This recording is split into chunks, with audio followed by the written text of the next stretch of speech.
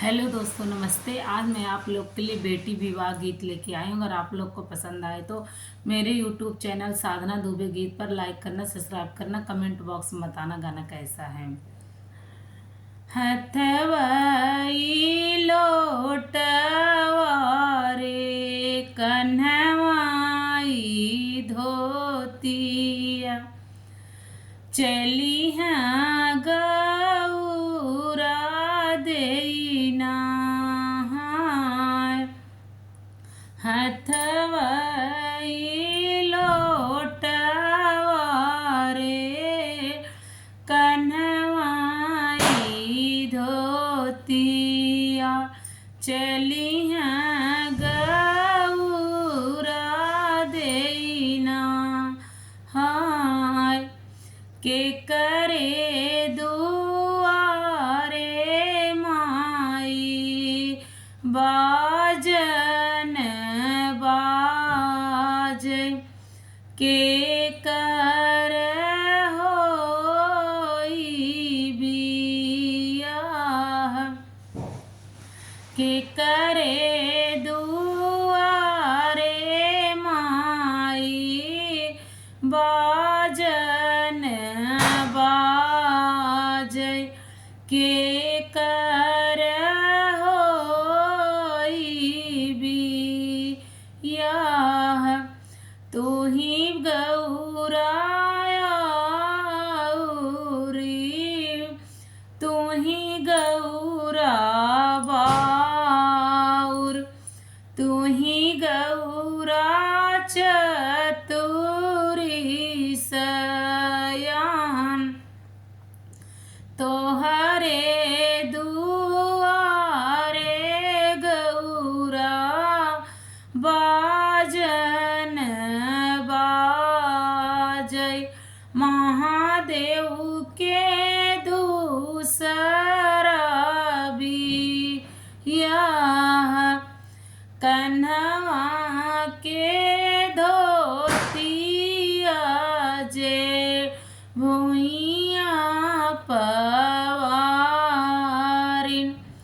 लोटिया दिहली ढंगिला, एतनी आलप होई के उठली गौरा दे, बैठी निरुदना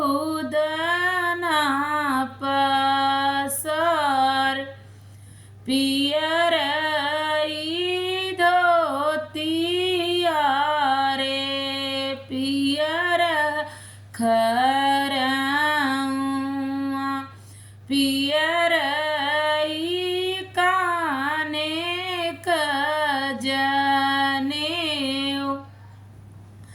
भीतर बाटियू की बहरे गौरा दे, बहिनी परिछी ले जाओ। किया यही मोर देवरनिया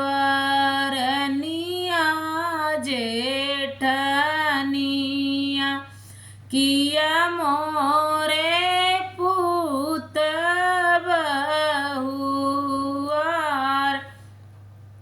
ओ तउआही मोरी जन्म सवतिया, मोरे पीठी दरइयांगार।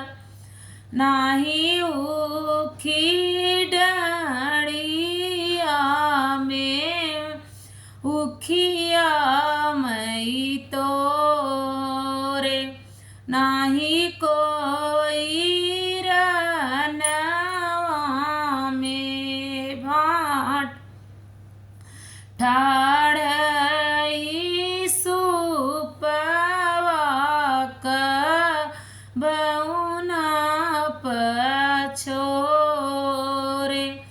के हो सवा